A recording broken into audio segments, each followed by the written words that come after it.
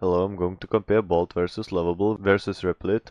Which AI web developer is better? So these three platforms use AI to help you build and deploy web apps. Bolt focuses on no-code automation. Lovable generates entire websites from prompts, and Replit is a full coding environment with AI assistance. Pros: Bolt extremely beginner friendly for business sites and workflows. Drag and drop plus AI generation. Lovable, super fast site creation from text prompts and branding assets. Great for landing pages. Replit, powerful IDE supporting 50 plus languages. Collaborative coding and advanced AI code completion. Cons: Bolt, limited design customization compared to a full dev stack. Lovable, mostly focused on simple marketing sites, lacks deeper backend capabilities. Replit has a learning curve if you don't know code. AI assistance sometimes generates buggy code, so if you want easy and speed without coding, Lovable is best for simple sites. If you need more business automation, Bolt is stronger. For serious coding plus